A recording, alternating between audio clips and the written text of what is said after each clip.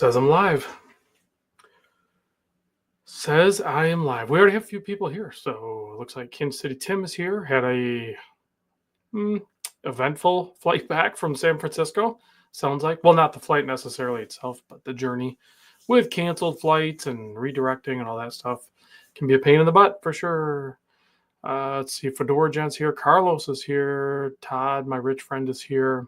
Todd, I got that. Oh, I think you got my message in the Discord, but I got that watch out to you today. So hopefully you'll see it in a couple days, 2-3 days.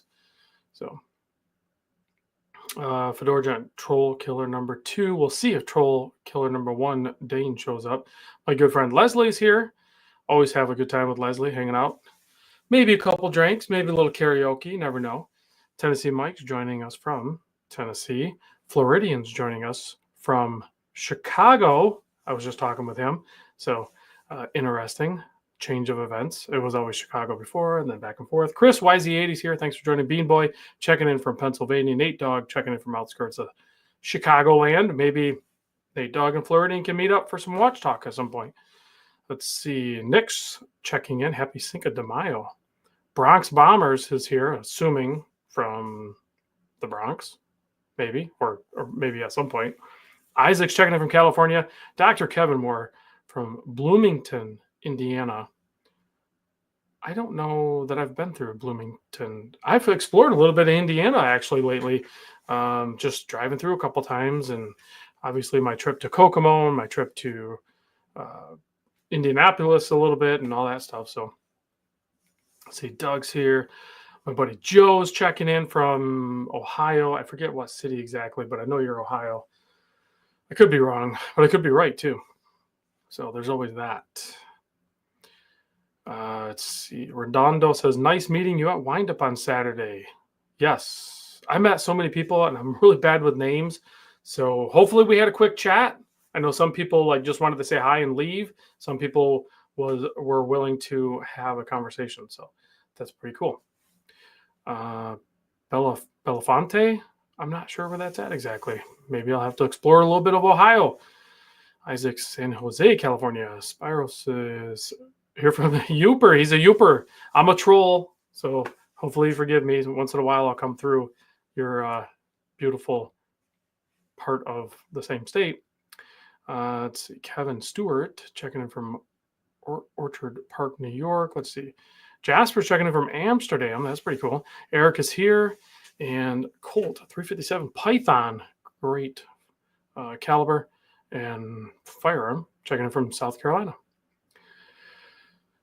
Doug says, tried to say hi, but you were taking pics with Jacques at Doxa. I didn't even visit Doxa. Oh, cool. Nice little thing you got there, Doug. Doug, always interrupt. Or just give me 1 second. Just tap me on the shoulder or something. Don't ever feel like you're, bugging me or whatever. My buddy Greg Wood is here, taking a nap or something. I don't know. Or maybe I need a nap. I don't know what he's insinuating here. Jim's checking in from New Jersey. Thanks for joining us. Kevin checking in from sunny Florida. 4 o'clock Crown is here. Good question, because it's in the title of the live stream. Let me share with you my screen. I just noticed when I was at the San Francisco Windup show that I seem to be less and less drawn to dive watches. Obviously, I still look at them and they're still cool and everything like that. And I own a bunch. I'm not going to get rid of them. I have some Doxa and the Tudor LHD and, of course, the Monster and some Seikos and stuff like that that I wear and I like. Hey, there's Dane, number 1 troll killer. Back from Italy. Nice job. Oh, Dane. I got to meet Elena. The Venezianico was at San Francisco Windup. You could have went. Instead, you went to Italy. They weren't there. They were in San Francisco. I got a picture with her and everything. They're great people. So a great brand. You already know that, though. Dave says, speaking of divers, does anybody know of a bracelet for the SLA 059? I'm not sure what people are doing for bracelets on that. Isn't that the Everbright, though? I don't know if it would work. So Josh checking in from Chicagoland. I was just texting with Josh. Actually, I left the show with a Formex. A Formex lowrider. It has It has like hydraulics. Check this out. It's like, can you do it? You guys seen this? It's like spring loaded. It goes bouncy and stuff like that. Great clasp system. I've wanted this watch for a long time. My buddy John Page is checking in. So this is the Essence. Everything they do is COSC. Has great movements. It's the carbon case and it has a ceramic bezel on this thing. I'm not sure if the crown is ceramic or if that might be ceramic. That's a push-pull crown though. So Todd says try Uncle Seiko's beads of rice with ratchet clasp. Great combo on my SLA MM300s. I don't know if that if that SLA he's talking about is a MM300. If the SLA part number he talked about is an MM300, then the combo that Todd's talking about is absolutely a home run. Every time I meet up with Todd, he's got his Patty SLA MM300, and it is a perfect pairing. It makes me want to buy one. So looks like Trap Vision. My buddy Travis is here. I was just messaging with him earlier today as well. So thanks for joining us, Travis. Appreciate it. Travis usually does a lot of live streams on his YouTube channel. So and covers the full gambit, just kind of like I do. Let's see. Doug says, I ordered the sub 1500T Shark Hunter, no tax or tariff, show price. Jackie hooked me up. Yeah, so at the show, I'm glad you did that because kind of the same thing with the Formex. And my wife actually picked up a watch from Bristol, I think is the brand. I wasn't super familiar with the brand, but they're out of Paris. A lot of the brands had brought inventory even from across the pond to sell to us watch enthusiasts. No tax, no tariff. It was just boom, sell it. So that opportunity may present itself again in the future, depending on what's going on in the world of watches for sure. But it's good to take advantage of it while you can, Doug. So smart move. Looks like my buddy Paul's checking in from, well, I don't know. You're on the road, but typically he's in Texas. Let's see, Michael Weston, burn notice, checking in, gents. First live after joining the gang. This title is blasphemy. It's a little misleading, but also mostly true. I agree, dive watches are forever, 100%. But what I kind of mean is, for example, like I picked up the, I'll put it over here. And actually, all of the watches I have on the table are non-dive watches. So it just shows, I don't know, like it just depends on where you're at in your journey. It seems like dive watches are typically always there, right? They have that always presence. In most cases, they're the better option financially for like what you get. It seems like most brands offer better value with their divers than they do their traditional watches, which is weird to me. But yeah, Dane said he's currently trying to sell a non-diver Zelos, which I'll show. I'll show the Discord in a little bit for the people that aren't in it. Hey, Max, I was just hanging out with Max this weekend, so glad you could join us. Let's see. Paul's checking in from Massachusetts. Stuart's here. Joe and the Badger was here. I was just hanging out with Joe in San Francisco. And he did it to me again. He did it last year, and he did it again. Last year, we were in, what is it called? Actually, both times were North Beach, technically. But one was at night. We were going to a bar. And then before we were getting ready to leave and stuff like that, Joe had no idea where we were at. I was off with a group of friends just kind of going to grab a quick scenic tour. And we're walking back to the car. Joe and the Badger's walking down the street. I don't know how he does it. I don't know if he planted a tracking device on one of us at some point, or if he just has that intuition, or maybe he was just going about his business and it was dumb luck. I don't know. I have not seen the Ultra yet. I will at some point. There you go. So yeah, you're into GMTs and fields and everything like that. And it's good to navigate the range of watches occasionally, so you don't burn yourself out with one style. Yeah, Fedora John says he literally just appeared at is it Triesta, or I don't know how to say that. He just manifests himself. Let's see. Paul says, love that Formex. I want the gray. Actually, they have like that dove gray dial too. I was borderline going to get that one when I had that Civic. Stuart says last 4 watches non-divers. Same for me. The last few watches I've purchased have been non-divers. So Larry C's checking in. Thanks for joining. Okay, so there's the correct. It's Trieste. And one of you must have Beetlejuiced me. Oh, we may have done that. That actually is a probably better explanation of how this is happening. We just say Joe and the Badger 3 times and boom, there he is. So I want to bring this up real quick because we're still talking about dive watches. Well, last live stream, somebody had mentioned that they had seen the Seiko Spork in the earlier video. And what does it say? I'm just reading Evans. And somebody said they seen the Seiko Spork, and I looked for it and I couldn't find it, but I did find it. It is in there, and it is a beast. Evan says, morning, everybody. Back from my ear doctors. Hearing aids coming. Look after your ears, people. Yeah, and I have some hobbies in my job and everything like that where I do wear hearing protection for sure. So, Evan, that is super important. Hopefully the hearing aids, I know they've gotten really good at that. Hearing aid tech now and stuff like that. I have some friends that have some hearing aids and they're pretty crazy good. So hopefully, Evan says he's 44. Hopefully, I think you'll be better with them, if that makes sense. Okay, let's see. Doug says I'm the Spork Seeker. Yes, there it is. First time ever handling one. I've never actually seen a Seiko Spork in person, and I have to say, for my wrist size, now I would want it on bracelet, not this Barton strap, but I have to say, this is, if I have the opportunity to pick this watch up, I think out of all the watches, there's a few, but I think I would be silly not to pick up the Spork because you don't see them hardly ever pop up, and when you do, they're typically beat up a little bit.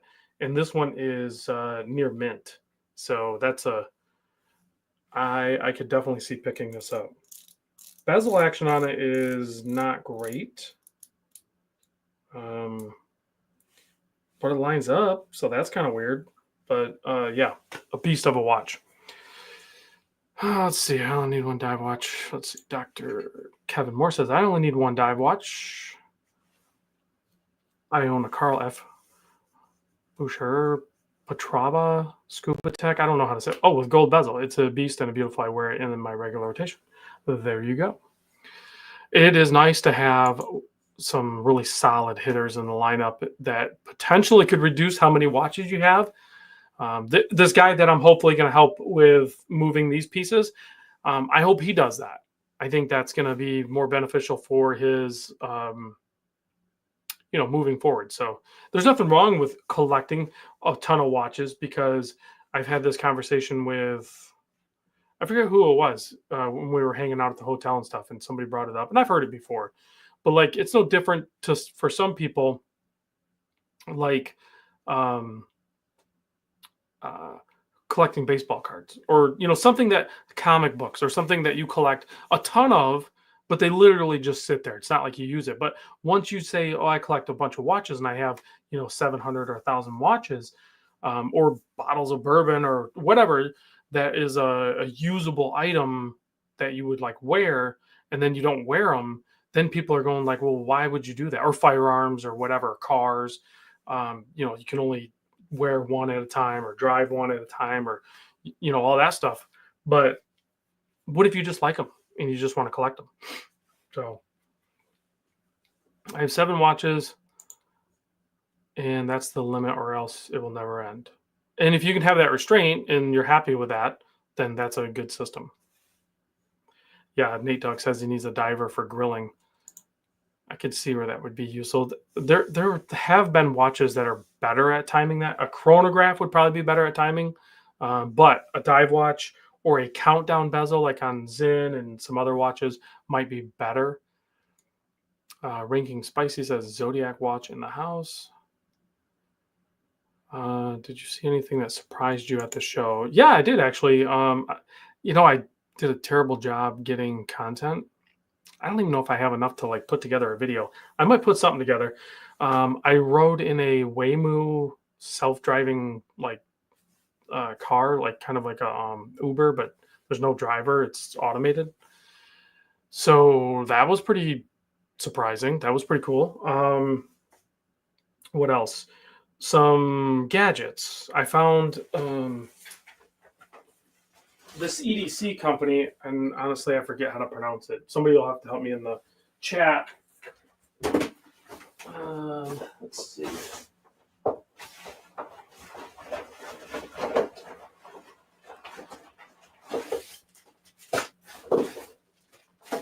think I put them in here. Did I not?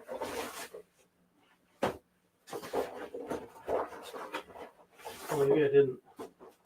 Did I bring them?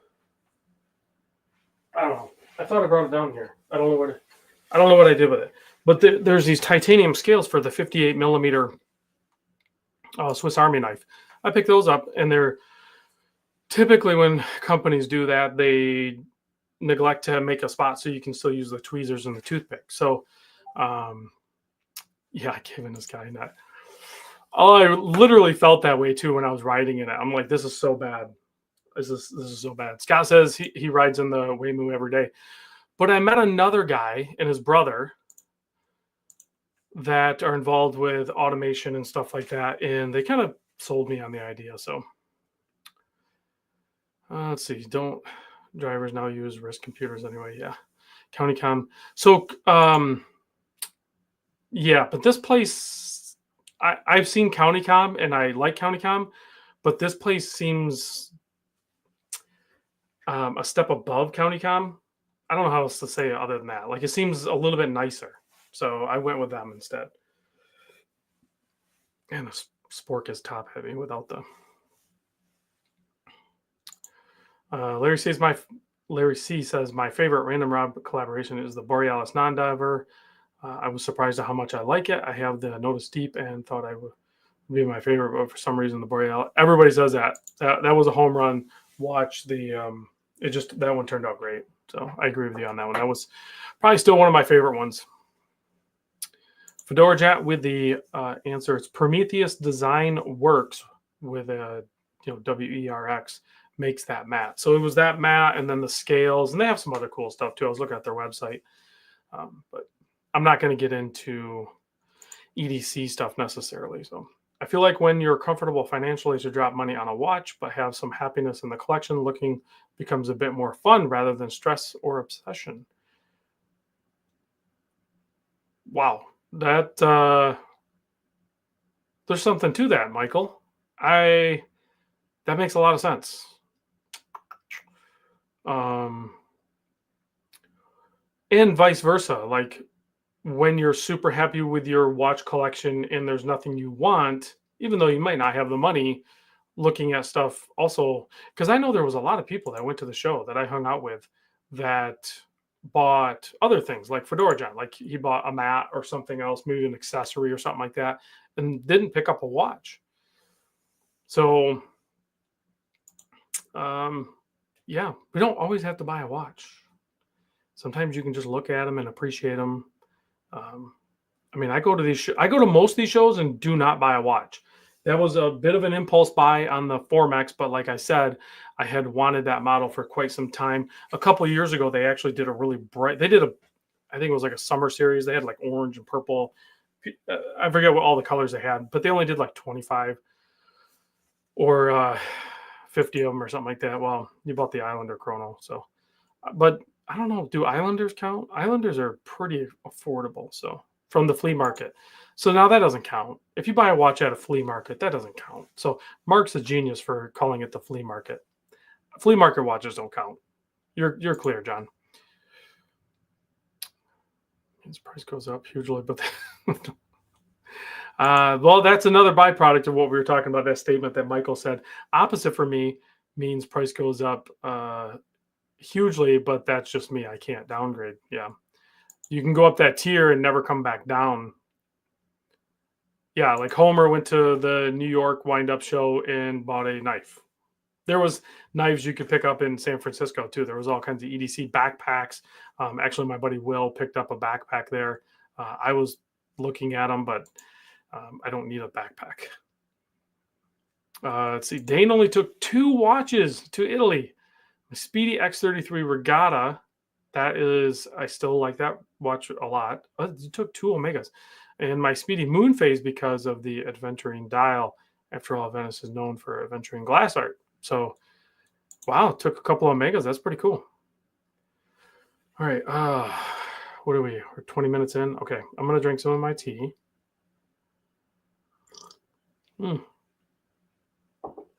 Dwight is chiming in. Wait a minute. Hold on. Ranking Spicy says, I bought nunchucks in New York. We're talking about at the watch show. I don't think they were selling nunchucks at the Warning While Wind Up. But yeah, that's are they even legal there? I know some places are weird about those. They're just a couple of sticks with a rope or chain tying them together. Dwight, yeah. Wind Up was cool. I want to talk about Wind Up a little bit though. And Jonathan was there. Got to hang out with Jonathan quite a bit, aka my mentor, if you will. So hold on. Dane said he brought 2 watches, bought 2 watches. Never heard of them before, but something okay. All right, let me talk about Wind Up a little bit. Let me go. How do I do this? I forget how to do this. No, I remember how to do this. I feel like it's been a minute, but I don't know. When was my last live stream? I can't remember. So that picture right there literally is the San Francisco Wind Up show. Now that picture is from 2024. It's not from this year. For the people that are in the chat that went to the show and you're looking at this picture, hopefully you can see it pretty good. Do you think it was that busy? I don't think, maybe for a quick minute, maybe it was that busy, but I don't think the show was as busy as it was last year. And there's a couple things attributing to that. Not what you think. But one, there was fewer brands there. I was talking to a reliable source there, and I think some brands kind of pulled out at the last minute.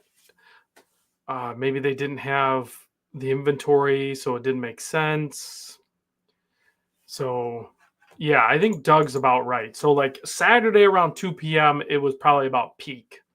I was there Friday. Friday was like, it kind of got a little bit busy, but like Friday was like, you could pretty much go to any booth you wanted to with just a little bit of patience at some of them. And even Saturday, I was only there for like maybe 3 hours on Saturday. And I was around that 2 p.m. So, well, Scott, I don't know that they necessarily pulled out for tariffs. That definitely is part of the reason. But there was quite a few brands there that are, well, most of the brands there are affected by tariffs. But there's some brands there that were there that are for sure affected by the tariffs. And they still had inventory. They were able to go there and actually probably break even on their visit. They sold quite a few watches. So, oh, that's a good question. I did not see a whole lot of bronze watches. I really didn't. I don't know if anybody else wants to chime in on that, but no, I didn't see very many bronze at all, honestly. So, Long Island John is here. Finally, I need to do a video with Long Island John. He's had quite the experience with a high-end Seiko dive watch. And it's, I think, knock on wood, it is sorted. Let's see, that Long Island watch tariff bill he showed on Instagram. Yeah, I mean, they're legit, but most brands are doing the smart thing and they're just kind of holding off. Some have some things coming in, so it's the whole thing is kind of slowed down. So we'll see how it goes, but yeah, hope so. Testing now, so far so good. I can't wait to link up with Long Island John on this journey. Once we have good confirmation that it's sorted, then we can have a, you know, the beginning, the journey, and then the conclusion. So it'll be full circle within one video. So John's agreed to work with me on making that video. And I don't know how we're going to construct it, but we definitely need to do it because there's many people that have that same experience, and it needs to be verbalized. It needs to be laid out that this is potentially the course of action. It's not always the course that you think it would be. What do you think about the new G-Shocks? I think if that's that new crazy weird looking one, I think other YouTube channels are doing a great job capitalizing on a weird G-Shock. I don't feel the need to do that. So let's see. Woody said he was talking to the guys at Jack Mason. He said they had one of their best shows, and I've heard that from some other brands there too. I think they did very well. Some of the brands that were there brought inventory, and they did really good. Joe and the Badger said, I was the only one with a bronze watch. You might be accurate on that, Joe, because I do not remember seeing a bronze watch. I'm sure there was, but definitely Joe rocked it with his LaVenture, which if you don't know about that brand, go look it up. It's actually really cool. And Joe has like one of the very first ones come out, and it's an awesome watch. His watch is the reason I even started to like really look at bronze, and then ended up with my Notice bronze. I forget what the model's called, whatever that one's called. I agree. Bronze is still cool ranking. Let's see.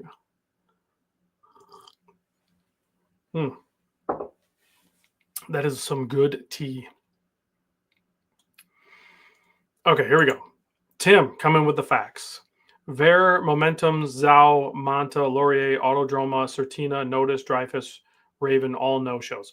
Now, some of those are very obvious. So I want to say it was weird not seeing Ver there. Even Vero wasn't there, right?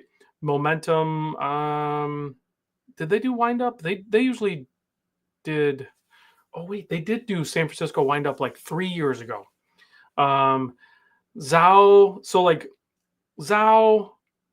Surprised to not see Manta there. Laurier was not there, but they had a few watches there under the wind-up watch fair or watch shop.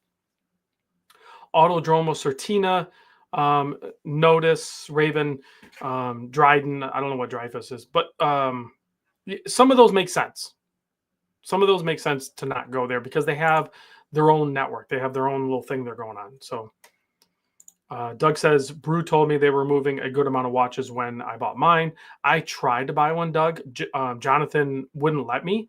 And then he ended up selling out of the one I wanted. So I need to reach out to him and I'll get it from him. But yeah, Brew was doing good. So no, Notice wasn't there. Notice hasn't been doing shows because Notice is a very big part of Intersect, and I'll show you that here in a second. So Notice and some of those other brands that Tim mentioned are all tied to the Intersect show, which is growing in popularity, growing in how well it's done.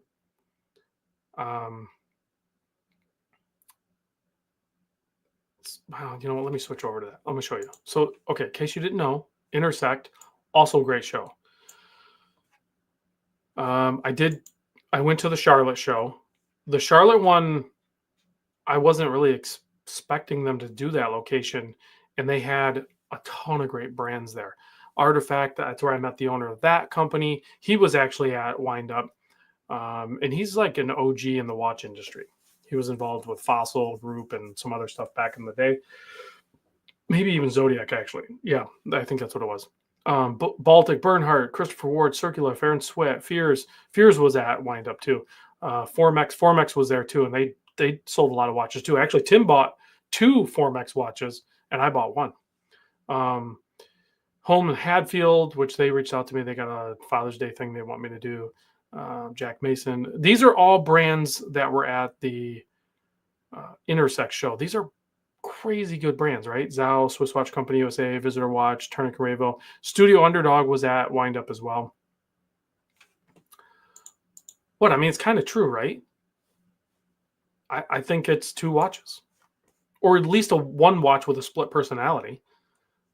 Okay, let's see. So the next show is it says Los Angeles, but it's Long Beach. It's outskirts of Los Angeles. So it's in the middle of July.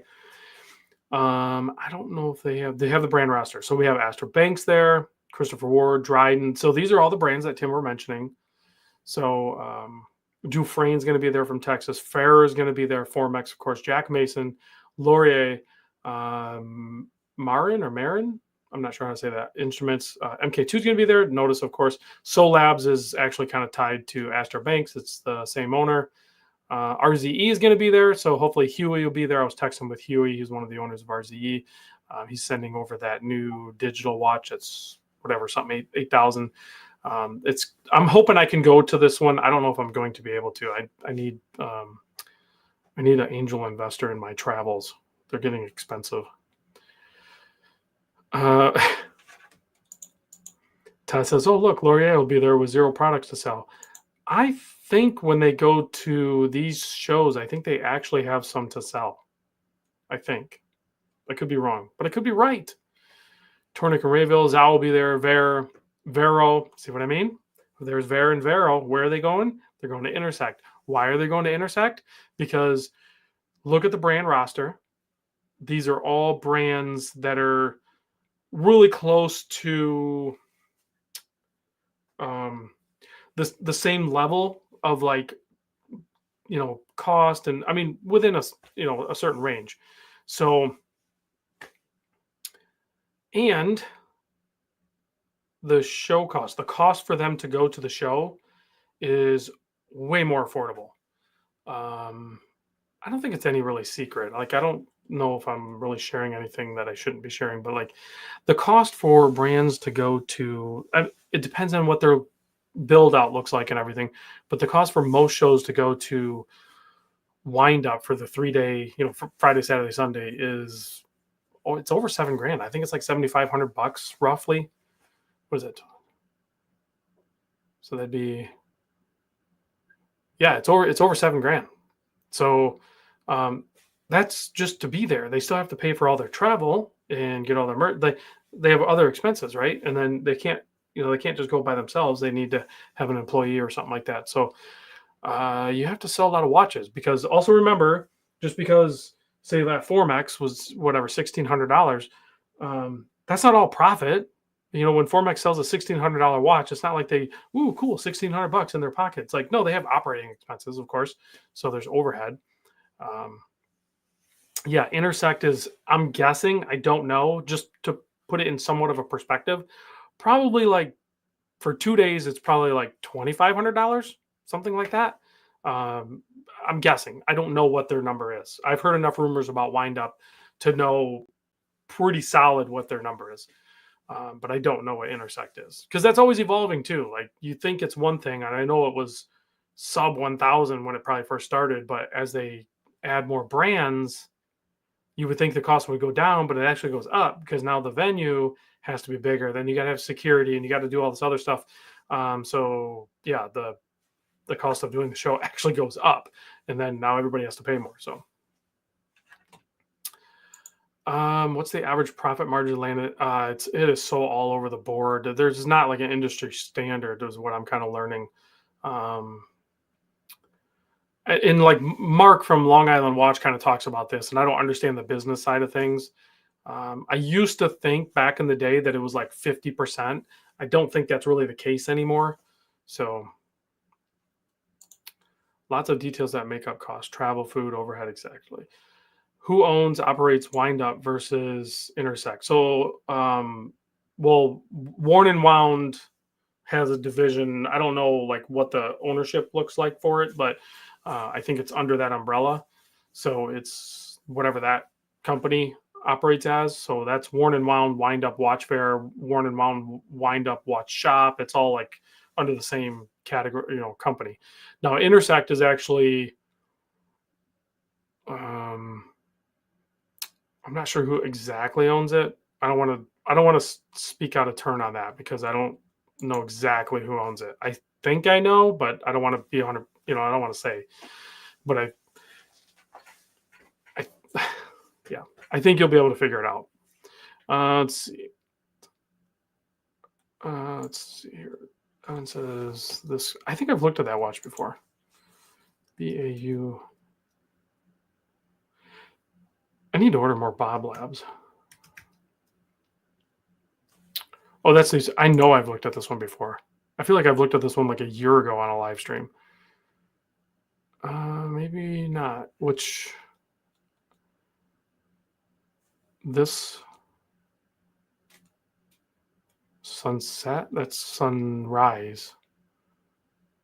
What is? Oh, sunset's the all black. I don't know. I'm not a huge fan of black case watches, even though I know I just bought one. I'd probably be more interested in the sunrise. Yeah, I literally reached out to these guys a while ago trying to get them to send one in to the show. I do like that watch. Where's the orange one? Nope. Nope. I don't want 10% off. Thank you. I love the sandwich dial. I love the case. Like that's a cool watch for sure. I think that's a good watch.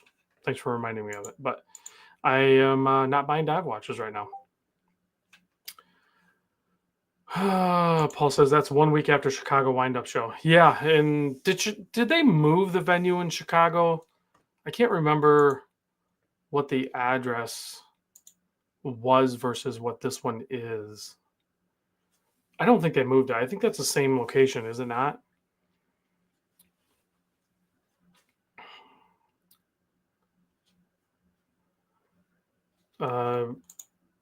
Greg says Formex Jack Mason notice. I don't know what he's referring to, but I think it's to Intersect.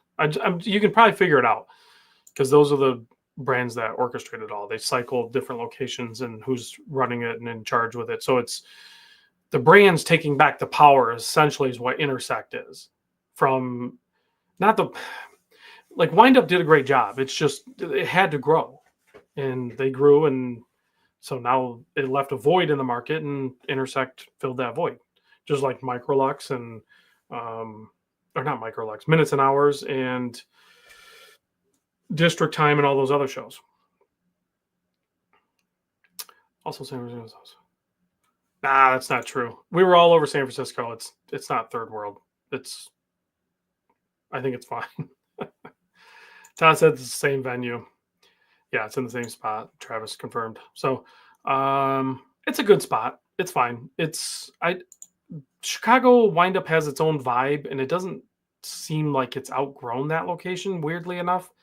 And it's probably good that they kept it because the venue in San Francisco is so big. I can't imagine the cost of that. And when say if you have like 15 to 20 brands, be like, hey, we're just gonna bounce and can't do it for this, that, and the other reason, whatever their reasoning is behind it. That's,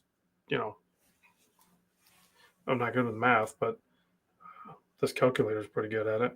So if you take, even if it was 15 brands times, say 7,500, that's $112,000.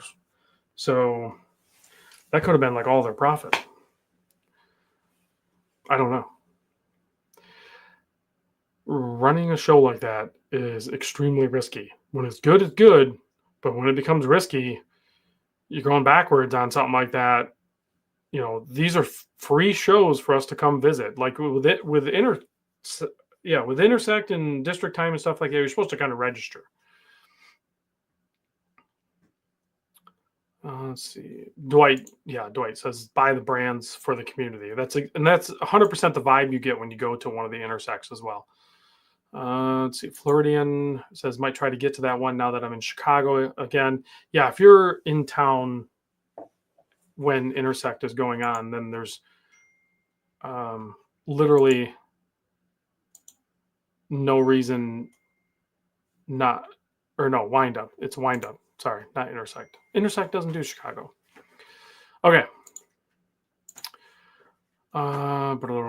Chicago Wind Up is reasonable. It's not too crowded, and you're able to see everything. I still say go Friday or Sunday if you can. Saturday is fine, but understand that Saturday is going to be a little more crowded. Like you're going to have to earn your spot at the table. You can't sit back and just look and wait for an opening, or you can read the room and go to booths that are less busy. But yeah, Saturday is going to be nuts. Tim says pizza's better in Chicago. Pizza's pretty good in Chicago. I can't argue against that. Yeah, I haven't had like the deep dish Chicago pizza. I have not had that in a while. The last couple times I went to Chicago, I had that small Chevelle cheeseburger. Dang, that cheeseburger is so good. The food in Chicago in general is really good. Let's see if you can Friday. Josh says if you can Friday, right it open. That's probably the best time to go. For many reasons. One, I mean, there might be a little bit of a line, but it's not going to be crazy packed. Most people are working; they can't get there on Friday. And then also the brands when they're there, they're still kind of fresh and excited and ready to engage. You know, by the time you get to Sunday, man, they've said the same thing tens of thousands of times. Like they just, you know, it has to wear on you. I mean, you go try to do that. Depends on who you're talking to, Oscar. My favorite show is District Time, but I will say that Charlotte Intersect was like 95%. It's like, I mean, those two are neck and neck. Like, I hope they do the Charlotte one again and go to the same place to just replicate the exact same scenario. So that was a great show. A great show. And Charlotte's actually a really cool town. My wife and I really enjoyed ourselves there. So it might be safe to say that the Intersect show itself at different locations are really doing a good job. I didn't go to the ones in Texas, and I didn't go to the Wind Up in Texas either. So more weapons in Chicago. There are a ton of weapons in Chicago. So Friday was the best, but Saturday is when I spent money, says Tim. Oh no, we got some Chicago tough guy talk going on in the chat. Okay, did anyone get a photo of Volcane booth? I did not. I did a terrible job getting content there because I started to do it, and then I quickly realized that there was no way I was going to be able to video the watches like I traditionally do. You can't do it in San Francisco. I cannot do it. It's too spread out. It's too big. It would be impossible. So I started to get some video here and there with some stuff, but I'll throw it together and put it out on the channel. But I don't think people are going to be too happy with it.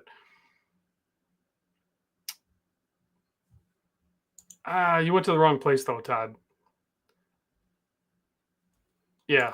Don't go there. We gotta go. We gotta link up with Josh if we're gonna go to Chicago. He knows all the spots. Let's see. Volcane is mice. Nice. Yes, it is. I was looking at their purple diver with the really cool bracelet. Krakow is amazing.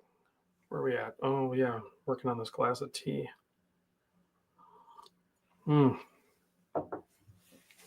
That is some good tea. Ooh, a little spicy. Okay. What are we talking about? Oh, you know what? Let's go look at. Let's do. I think now is a good time to stop that one, and we'll share. We'll do a Discord. Yeah, it's sweet, spicy tea. Okay. Where are we at here? We're on the main chat. So main chat, Kansas City Tim just posted up. Tim has done a fantastic job of collecting.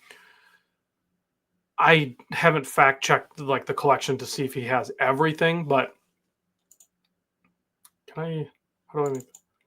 Whoa. Okay. So he has, and he tries to get 2 of each poker chip and coin and everything. So on display, he can show the front and the back of each one. So I know on this trip, this Las Vegas chip is really rare. That was like the first chip we did. I say we, my buddy Calico actually gets the chips for me. So, but him and I design them together, and then he gets them, and then and then we hand them out. So let's see. Like this is, so this was the one we did last year. It is the Fisherman's Wharf from San Francisco. We did this one, must have been the year before that. And then this year we did Alcatraz. I think the chip turned out awesome. The Las Vegas one is super rare, like I said. This orange one on the backside is actually Nemo's. And I think, if I'm not mistaken, this one here is actually this chip. And then this chip over here is this one, which is Louisville. Then he's got the San Francisco Bay Area Crew Challenge coin. He's got the Notice Challenge coin. He's got the Doxa Bros coin. He's got the G-Shock MRG coin. He's got the Seiko Monster coin front and backs. I don't know how you ended up with two of those. But swipey. That's fine. There's the Mimo one, and then whatever he's got down there. I know you're missing some. I know you're missing the Baltimore one. You're missing the... you got the New York one there too. So you're missing the Baltimore one. And there's a couple of Orange County ones you're missing. You're missing a few there. And the flippers. The flipper one is super rare too because I had to send them out to everybody that ordered them twice. So I don't even know if I have any. I might I know I have a couple of the Las Vegas ones, and I may have a couple of the flipper ones, but they are pretty rare. I am going to do a Chicago one. I don't know if I'm going to go to the Chicago Windup. I hope I am, but I definitely want to have a Chicago poker chip. I haven't done that yet. I'm working on a couple other things a little bit bigger than the poker chips, but let's see. The LB chip was the Notice rollout. No, that was Todd. We did that one at the Mimo meetup. It was the LB chip and the Mimo chip. They had both. So, do you not have that one? Flipper coin. When the best time to make? Let's see. When is the best time to make your move and the wind up watch fair for discounts on watches? Oh, so when at the show? I would say right out of the gate. I don't think there's a right or wrong time to do it. Sunday's the best time to make your move on discounts from the vendors that wind up. Yeah, I mean, that's the obvious thing, but if they brought a lot of my foot itches. If they brought a lot of inventory, you can hit them up right out of the gate and work deals. They're there to move watches. So yeah, they obviously Sunday they don't want to haul them back, so you can work them then. But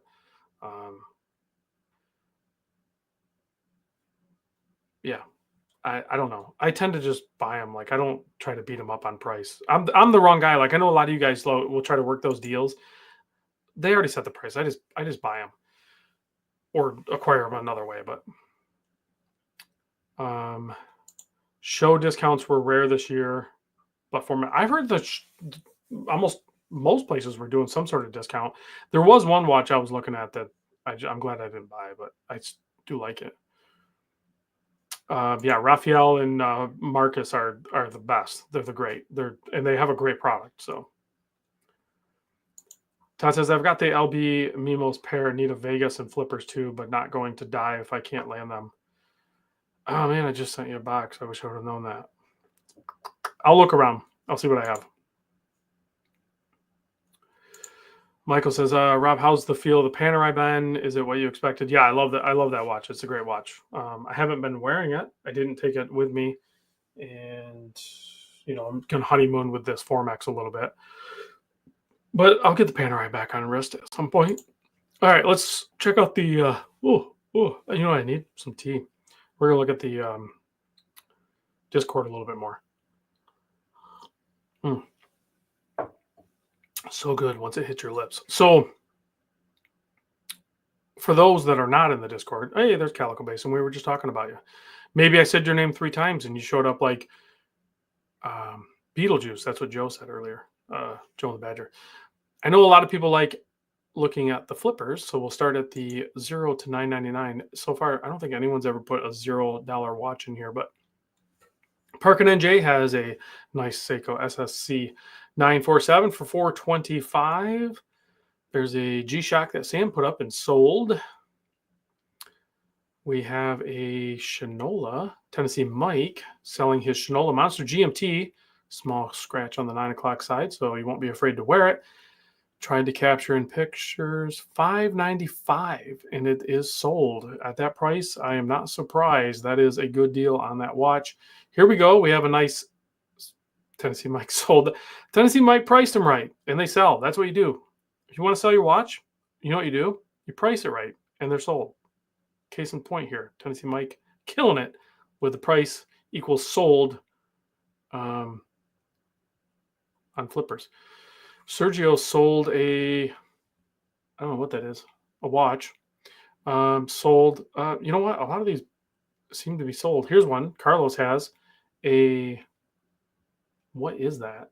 He didn't put any description, but it's a Swiss Legend something for $250, so that's a cool watch. CWC, I'm surprised this one hasn't sold. Now, Cody has a CWC number 219, second owner, and this is the TGN Titanium, I think limited edition. These are hard to get, and for some reason, no one in our group is buying this. If someone that's watching this wants to get this watch, reach out to me and I'll get you in touch with Cody. This is a hard watch to score right there. TGN, the Gray NATO, CWC, number 219 of whatever, 2 something. Surprised Josh Carter hasn't picked that up or something, but there's the case back. I mean, I'm tempted to buy it, but I'm broke. I have no money. Let's see. We have a Fair and Sweat. Is it sold? Nope. Hector has it for sale. $325. That is the 2.0 Bubble Vice. Islander or Time Flipper has an Islander 39 millimeter, only $125. Those usually take a beating. On the resale, Michael Weston's actually in the chat. $130 for this Arabic dial Seiko 5. I actually have one of these potentially in a big sale coming up, and that's a good price. That's a pretty low price. Jonathan, who was in the chat earlier, $95 each or $450 for all 5 of those. They're Timexes, Jonathan. You got to let them go. You got to drop it like it's hot. That one's sold. So you'll see a lot of these get sold. Kansas City Tim doing a build. Okay, so let's go step it up a notch. We'll go to the 1,000 to 2,500 range. You have Nick and here with the Zin 556. He purchased it in 2024 from Watch Buys. He's asking $1,050 for it. That is a good deal on that thing. That is a killer everyday watch. Like if you just want a really solid everyday watch, that's a really good one. Calico Basin wants me to sell his Mule Glashut SAR. Is it on here? Did you put it? Here's the Zelos that Dane was talking about. That's a non-diver. Sacrifice. He paid, retail was $21.99. It's been sold out for a long time. Let me look at this. So it's, oh man, those are so hard to get up to the, what do you call them? Pano dates or whatever. So because you have 2 discs and sometimes they could get out of line. I don't know what movement they used, but then you have the dual time here. You have the Pano date, and I'm assuming it's titanium. Just judging by the look at it, he's at $1,450. So I think that's pretty. Actually, that's a pretty solid price, Dane. It's just it's hard to find buyers for some of those watches. So be patient if you can. $857 from the Zen. Nilo is selling for $1,350. That one's pending. Colorado Possum has, this thing was brand new. I think I showed this on the last one. I don't know why it hasn't sold. $1,700. Doc's a 300 diving star. Thing's brand new. I just hooked him up with that. And he sold his Tudor for $2K. Jack watches EDC. I actually sold this watch. I know I was talking to Jack a couple days ago and today. He sold this watch to Bruce Williams. So Bruce has another MM300 for a minute anyway before he sells it. But Serial Flipper, that's the way. Okay, let's jump over to, what is that? Warhawk Christopher Ward 40 millimeter, $1,300. That's a good looking watch. Parkin and Jay sold that.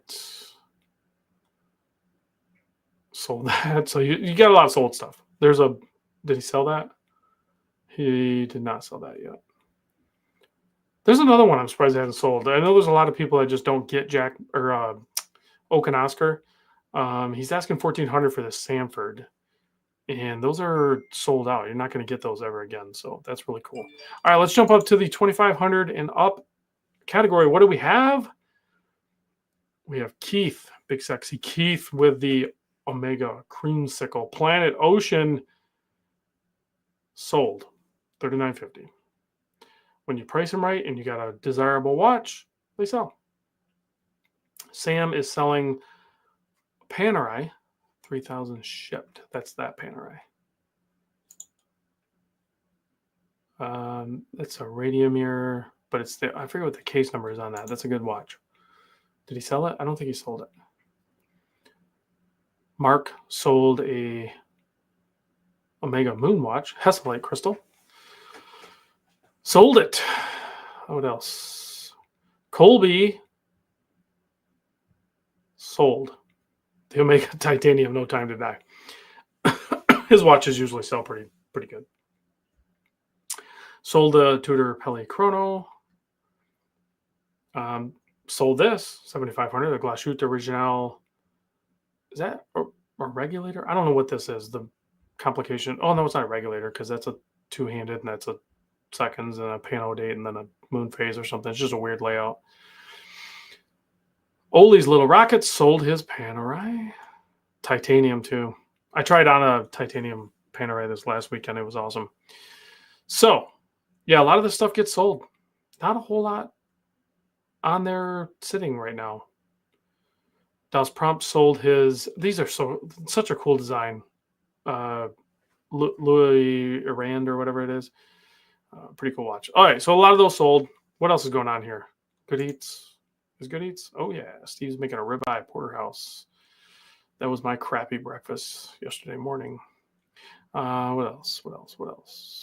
We can probably look at the San Francisco thread. I don't think there's anything offensive in there. There's a picture with Calico, Mark from Long Island Watch, and myself. Nice little selfie action.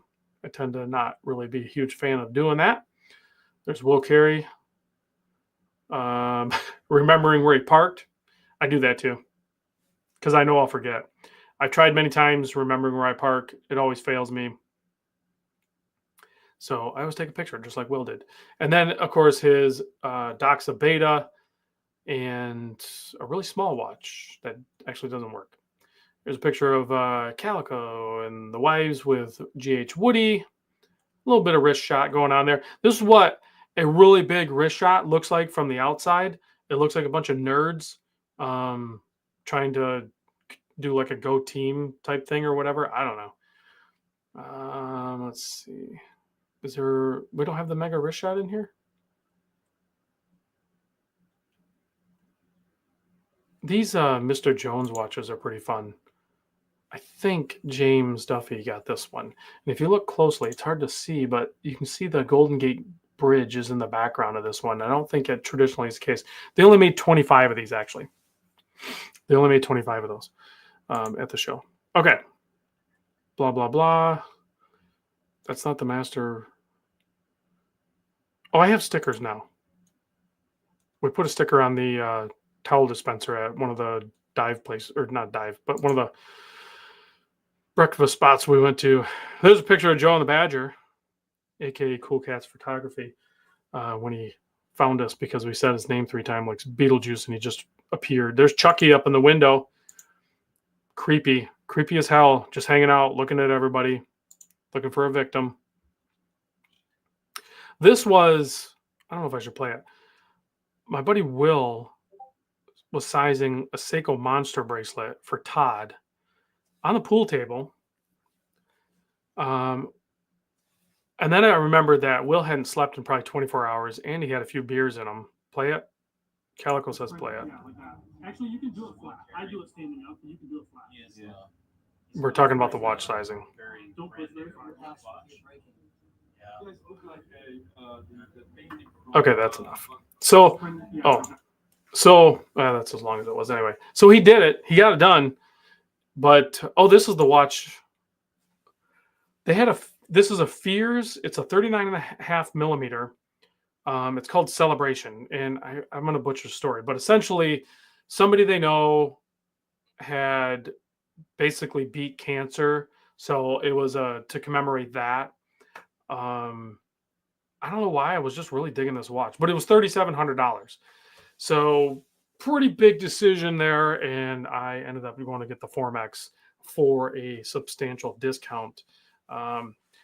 I wasn't going to buy the Formex, but after pawning over this and legitimately contemplating getting a $3,700 watch that doesn't make any sense for me to wear in my collection, it easily justified me going to spend a lot less money on the Formex.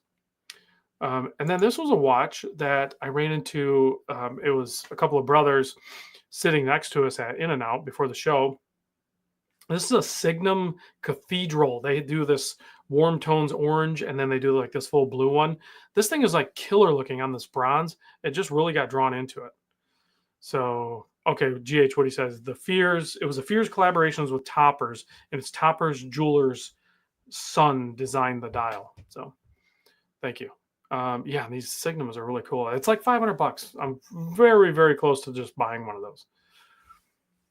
Okay, so we're over an hour. I'm getting tired. This tea is not gone. Let me turn off some lights. The loom is going to be abysmal. This is the problem with not, according to like the title of the video, not being into divers. The reason a lot of us like divers is because of loom.